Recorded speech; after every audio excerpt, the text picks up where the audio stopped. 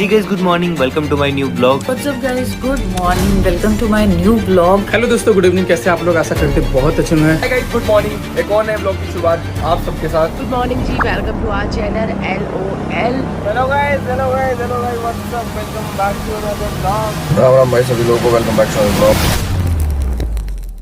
ये वो लोग हैं जो आपकी लाइफ को फिजिकली और मेंटली दोनों तरह से बर्बाद कर रहे हैं। ये मैं नहीं, ये एक मीडियम की रिपोर्ट कहती है। आज इंटरनेट यूज करने वाले 80% लोग ऐसे हैं जो रेगुलर ब्लॉग्स देखते हैं। अगर आप डेली ब्लॉग्स देखते हो तो आपकी लाइफ किस तरह बर्बाद हो सकती है ये आप सोच भी नहीं सकते। आपको कोई आइडिया ही नहीं है कि फैमिली ब्लॉगर्स, लाइफस्टाइल ब्लॉगर्स और फूड ब्लॉगर्स आपकी लाइफ के साथ कैसे इनडायरेक्टली खेल रहे हैं। मैं ये क्यों कह रहा हूँ? वेल, आप इस वीडियो को पूरा देखो, आपको पता चल जाएगा। मैं आपको इस वीडियो में ब्लॉगिंग की उस साइड या कहें तो उस डार्क रियलिटी के बारे में बताने वाला हूँ जिसके बारे में शायद कोई बात नहीं करना चाहता, या कहें तो जिसके बारे में किसी को पता नहीं है। आपको मैं पहले ही बता देता हूँ, ना तो मेरे किसी क्रिएटर से दुश्मनी है और ना ही पर्सनल हेट है। तो मैं किसी भी क्रिएटर के लिए पर्सनली नहीं बोलने वाला हूँ। जो कुछ भी बोलूंगा वो सभी के लिए अप्लाई होगा। और अगर आप किसी ब्लॉगर के बहुत बड़े फैन हैं और मुझे कमेंट सेक्शन में गालियां देने आए हैं, ये कहने आए हैं कि तू इसके बारे में कैसे बोल सकता है, तो भाई आप चले जाओ, आपके लिए वीडियो नहीं है। तो क्या है डार्क रियलिटी या ब्लॉगिंग?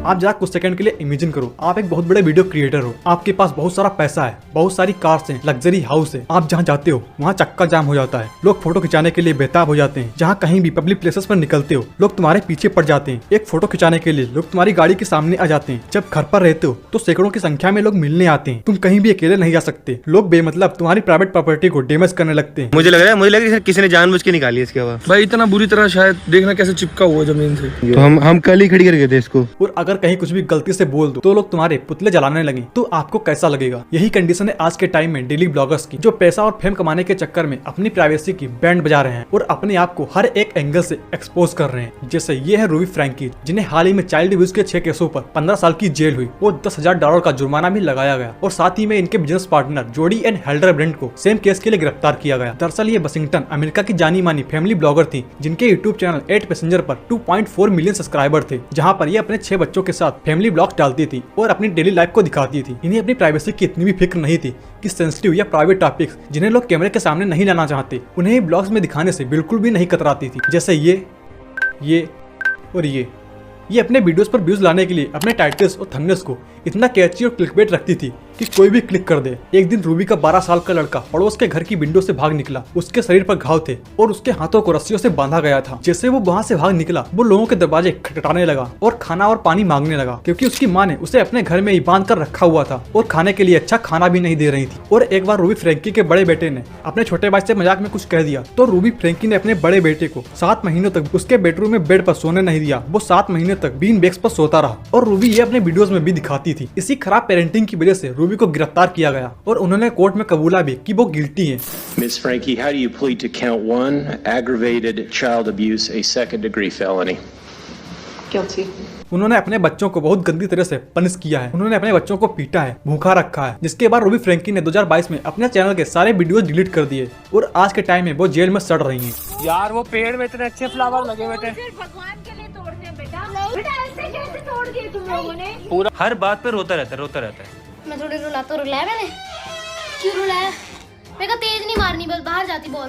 आज के टाइम में ये सब इंडिया में भी हो रहा है, कहीं ना कहीं कैमरे के आगे नहीं तो कैमरे के पीछे। ब्लॉगिंग एक ऐसा कंटेंट है जिसे 10 साल के बच्चे से लेकर 60 साल के बुजुर्ग तक देखना प्रेफर करते हैं। जब से लोगों ने लाइफस्टाइल ब्लॉग दिखाकर नेम, फेम और पैसा क्या कमाया है, तब से मानो सोशल मीडिया पर, खासकर यूट्यूब पर ब्लॉगिंग की बाढ़ सी आ गई है। जिधर देखो लोग उधर कैमरा पकड़े रिकॉर्ड कर रहे हैं, फिर चाहे शॉर्ट ब्लॉग्स हो या लॉन्ग ब्लॉग वीडियोस हो। हर कोई अपने आप को फिल्म कर रहा है। कोई कार्स दिखा रहा है, कोई फैमिली दिखा रहा है, कोई अपने आप को खाते हुए दिखा रहा है, कोई अपने घर की लड़ाइयाँ दिखा रहा है, कोई कैमरे के सामने रोमांस कर रहा है। मतलब आपको हर एक टाइप के ब्लॉग्स देखने को मिल जाएंगे। और अगर आपको लगता है कि जो भी आपको दिखाया जा रहा है वो सब कुछ सच है, तो ऐसा नहीं है। अब कौन भिड़ गया बे? अबे बाहर आओ, आंटी अंकलों में मैटर होगा। अरे यार तुम लोग प्रॉपर्ली हगने भी नहीं देते हो। अरे ये तो जिम वाली आंटी है। अपने हस्बैंडवा से लड़ लिए। भाई लव मैरिज के बाद यही सब बकचोदी होता है। लव मैरिज नहीं अरेंज मैरिज है। आंटी देखो स्लिम ट्रिम फिट जिम जाती है, अंकल देखो मोटा पेट निकला तोंद एकदम। लव मैरिज में तो दोनों सुंदर होते हैं, दोनों खराब होते हैं। हमको लगता है अंकल वक्त सरकारी नौकरी है, नहीं तो इतनी खूबसूरत महिला भाई ऐसी शक्ल वाली आदमी डिजर्व नहीं करती। ब्लॉग बन रहा था भैया, ब्लॉग बन रहा था, लड़ाई झगड़ा नहीं हो रहा था। चलो आजकल शादी साला सब ब्लॉग बनाने के लिए कर रहे हैं स्कीमें आकर। यार चैनल बता देती है, क्राइम बीस्ट करके है इनका चैनल। आओ, मैं किसी को क्रिटिसाइज नहीं कर रहा, लेकिन अगर तुम क्लोजली देखो तो ब्लॉगर्स तुम्हें क्या दिखाना चाह रहे हैं? कोई लाइफ लेसन, कोई अच्छी इन्फॉर्मेशन नहीं, वो तुम्हें दिखाना चाह रहे हैं आज मैंने कार खरीदी, आज मैंने घर ले लिया, आज मैंने वैलेंटाइन पे सरप्राइज किया, अभिषेक से मनीषा मिलने आई, अभिषेक से जिया मिलने आई, मिस्ट्री बॉक्स में आईफोन निकला, महंगी प्रैंक ऑन पीयूष, न्यू घर इतना बन गया। मतलब सब कुछ अपने ही बारे में दिखाया जा रहा है। यही सब आपको इनके लोगों के ब्लॉग में देखने को मिलेगा। कोई ऐसी इन्फॉर्मेशन नहीं मिलेगी जिससे आप कुछ भी सीख सको, जिससे तुम अपनी लाइफ में कुछ पॉजिटिव इम्पैक्ट क्रिएट कर सको। हाँ, कुछ ब्लॉगर्स हैं जो नई नई जगह पर जाकर नई नई चीजों को एक्सप्लोर करते हैं, हमारी संस्कृति, हमारे कल्चर को दिखाते हैं, बट इनके वीडियोस में इतने व्यूज नहीं आते जितने views family bloggers, lifestyle bloggers के चैनल्स पर आते हैं। ऐसा क्यों है, ये मैं आपको आगे वीडियो में बताऊंगा कि आखिर लोग ऐसे वीडियोस को देखना ज्यादा प्रेफर क्यों करते हैं। अब एक सवाल सामने आता है कि कैसे रेगुलर ब्लॉग्स देखना हमारे लिए खतरनाक साबित हो सकता है। एक सर्वे के अनुसार रेगुलर ब्लॉग्स देखना सिगरेट और शराब पीने से 5 गुना ज्यादा एडिक्टिव है। जहां सिगरेट और अल्कोहल केवल हमारी फिजिकल हेल्थ को खराब करता है, वहीं ब्लॉग्स हमारी फिजिकल और मेंटल हेल्थ को खत्म कर देते हैं। कैसे, चलो बताते हैं। ये मेरा खुद का मानना है कि जब हम इंटरनेट पर जैसे इंस्टाग्राम या यूट्यूब पर ज्यादा टाइम स्पेंड करते हैं तो हमारा इंटेंशन होता है लोगों से इंस्पायर होना, और यही इंप्रेशन हमारे अंदर कंपैरिजन को पैदा करती है जो हमें इंफीरियर फील कराता है। अल्टीमेटली यही कांस्टेंट कंपैरिजन हमारी मेंटल अप्रोच यानी कि मानसिक दृष्टिकोण को इफेक्ट करता है और हमें ये एक्सेप्ट करने पर मजबूर कराता है कि बेटा तुम्हारी लाइफ अच्छी नहीं चल रही है। फिर ऊपर से ये ब्लॉग्स हमारी लाइफ में नमक छिड़कने का काम करते हैं। इनकी स्क्रिप्टेड, एडिटेड, हैप्पी और लग्जरी लाइफ देखकर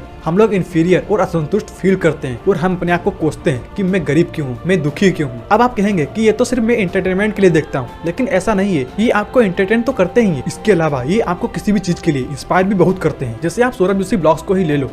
वो भाई ये क्या कर रहा है? भाई यही तो है ना, मैगी दिख रही जहाँ डाल लो भाई टोकरी। भाई ये क्या कर रहा है? यही तो है ना, इसे थोड़ा ना खानी है। मैगी है वो, मैगी। इनके ब्लॉग्स में आप देखोगे कहीं सौरभ और पीयूष आपको मैगी बनाते दिखेंगे, कहीं सौरभ पीयूष को गेमिंग पीसी गिफ्ट कर रहा है, कहीं सौरभ कुणाली और पीयूष को कुछ और गिफ्ट कर रहा है, कहीं एक कार ले रहे हैं। और अगर आप इनके ब्लॉग्स रेगुलर देखते हो तो आप कहीं ना कहीं इनसे इंस्पायर जरूर होते होगे। आपने नोटिस किया होगा ये ज्यादातर अपने ब्लॉग्स में मैगी खाते ही दिखेंगे, और मैं गारंटी के साथ कह सकता हूँ कि 70% लोग इनसे इंस्पायर होकर मैगी खाते होंगे। और सिर्फ मैगी ही नहीं, ये अपने ब्लॉग्स में जो कुछ भी दिखाते हैं ऑडियंस इनसे जरूर इंस्पायर होती है, डायरेक्टली नहीं तो इनडायरेक्टली। अगर आप मार्केट में कपड़े खरीदने गए हुए हो, आपको कपड़े दूसरे पसंद आए हैं, और अगर आपको वो कपड़े दिख जाएं जो सौरभ जोशी ने अपने ब्लॉग्स में पहने हुए थे, तो मैं गारंटी के साथ कह सकता हूँ कि 60 से 70% लोग ऐसे होंगे जो वो कपड़े नहीं खरीदेंगे जो इन्हें पसंद आए थे। ये वो कपड़े खरीद लेंगे जैसे सौरभ जोशी ने अपने ब्लॉग्स में पहने थे, क्योंकि इन्हें भी उनके ऐसे कूल बनना है, स्टाइलिश दिखना है। इंस्टाग्राम से लेकर यूट्यूब तक जहाँ भी देखो इन्फ्लुएंसर ही इन्फ्लुएंसर, ब्लॉगर्स ही ब्लॉगर्स हैं। बड़ी बड़ी गाड़ी, लेविश लाइफस्टाइल, एरोप्लेन्स में सफर, छोटी सी उम्र और बहुत सारा पैसा, क्या नहीं है इन ब्लॉगर्स के पास। हर एक वो चीज जिसकी एक मिडिल क्लास आदमी सपने देखता है और कहता है काश ये मेरे पास भी होता। क्या रियलिटी में ब्लॉगर्स की लाइफ ऐसी ही है? नहीं। जैसे हर एक चीज के प्रॉस और कॉन्स होते हैं, वैसे ही ब्लॉगिंग के भी 2 फेस हैं। जिस तरह से ब्लॉगिंग लोगों को नेम, फेम और पैसा देती है, उसी तरह से ये प्राइवेसी, इंडिपेंडेंस भी छीन लेती है। ये देखो जरा, लड़के वड़के आते हैं, वो मतलब भीड़ में धक्का मुक्की करने लग जाते हैं, खींचने लग जाते हैं, या फिर सोसाइटी के बाहर आते हैं काफी लोग, मतलब गालियां वाले देने जाते हैं। और उससे बड़ा शौक तब लगा जब मैंने सोशल मीडिया पे सीधा गौरव के पिक्चर्स देखे with police that he was arrested. मेरे को लग रहा है मेरे को घर चेंज करना पड़ेगा, या तो ऐसी जगह पे फिर मैं दिखाऊंगा ही नहीं, बिल्कुल भी ना, गली भी नहीं दिखाऊंगा अपनी।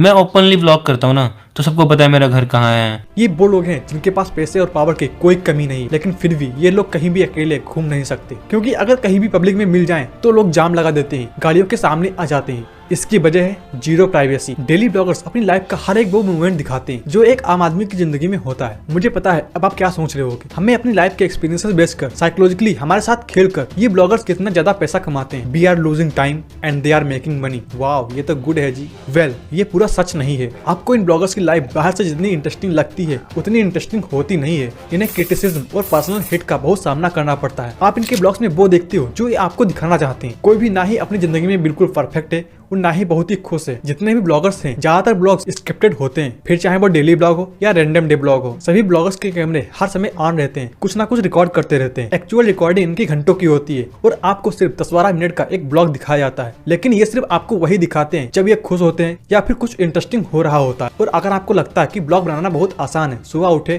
कैमरा पकड़ा, रिकॉर्ड करने लगे, शाम को एडिट करके डाल दिया, ऐसा नहीं है। अब जरा आप कुछ सेकंड के लिए इमेजिन करो, मैंने आपसे कहा आपने डेली ब्लॉग्स बनाया करो और आपका हर ब्लॉग इंटरेस्टिंग इंटरेस्टिंग, फनी और एंगेजिंग होना चाहिए। तो जरा आप सोच कर बताइए कि क्या ब्लॉग्स बनाने से पहले आपका हर एक दिन अच्छा आता था, आपका हर दिन खुशी खुशी निकलता था? नहीं ना, किसी दिन आपके पास काम होता था, किसी दिन आपको कोई काम नहीं होता था, और अगर कहीं जाने का मन नहीं होता था तो घर ही बैठते थे। लेकिन ये सब बदल जाता है, आपके सामने आती है अनविलिंगनेस, मतलब अब आपको अपने आप से जबरदस्ती काम कराना है। अब आपको हर एक वो एक्टिविटी करनी है जो आपको करनी पसंद नहीं है। फैमिली और लाइफस्टाइल ब्लॉग्स में खाना खाने से लेकर लड़ाई झगड़े तक सब कुछ प्री प्लान्ड होता है। मेरे कहने का मतलब है कि आपको जो कुछ भी ब्लॉग्स में दिखाया जाता है उसका 90% पार्ट स्क्रिप्टेड होता है। तो जिसे देखकर आप इन्फ्लुएंस हो रहे हो, ये सिर्फ आपके टाइम और आपको बर्बाद करने का एक तरीका है। मैंने आपसे कहा था कि फैमिली ब्लॉगर्स या लाइफस्टाइल ब्लॉगर्स को लोग ज्यादा देखते हैं एज कंपैरेटिवली ट्रैवल ब्लॉगर्स, या ऐसे ब्लॉगर्स जो देश दुनिया में घूमकर हमारे कल्चर, हमारी संस्कृति और हिस्ट्री को एक्सप्लोर कर रहे हैं। इसका मेन रीजन है कनेक्शन। हाँ, सही सुना, कनेक्शन विद कैरेक्टर्स। एग्जांपल के लिए मैं सौरभ जोशी को ले लेता हूँ। एक दिन हम स्क्रॉल करते करते रेंडमली एक ब्लॉग पर क्लिक करते हैं और मुझे वो ब्लॉग अच्छा लगता है। क्यों? क्योंकि हमें उस ब्लॉग में हमारी उम्र के लोग, लड़ाई झगड़े, हंसी मजाक, कार और बाइक्स, लग्जरी लाइफ, सब कुछ देखने को मिलता है। फिर हम इसके और ब्लॉग्स देखते हैं। धीरे धीरे ब्लॉग्स देखने का टाइम बढ़ने लगता है, क्योंकि अब हम इस बंदे से इतना ज्यादा कनेक्ट हो चुके हैं कि हमें सौरभ और सौरभ की फैमिली के बारे में और डीप इंसाइट चाहिए। और हमें जितना ज्यादा डीप इंसाइट्स मिलते हैं, हमारे सौरभ के लिए सेंस ऑफ सिक्योरिटी बढ़ जाती है और फिर वो हमें फैमिली अच्छी लगने लगती है। ऐसा इसलिए क्योंकि हमें अपनी लाइफ से ज्यादा दूसरों की लाइफ में ज्यादा इंटरेस्ट है। हमें अपने घर की लड़ाइयाँ नहीं, दूसरों के घर की लड़ाइयाँ देखने, दूसरों की लाइफ में क्या हो रहा है ये जानने में बहुत मजा आता है। और हमें ब्लॉग्स में ही सब देखने को मिलता है, जिसकी वजह से हम ज्यादा ब्लॉग्स देखने लगते हैं, जिसका इन रिजल्ट होता है प्रोक्रास्टिनेशन। हम अपने काम को छोड़कर ब्लॉग देखने लगते हैं और इसी कनेक्शन की वजह से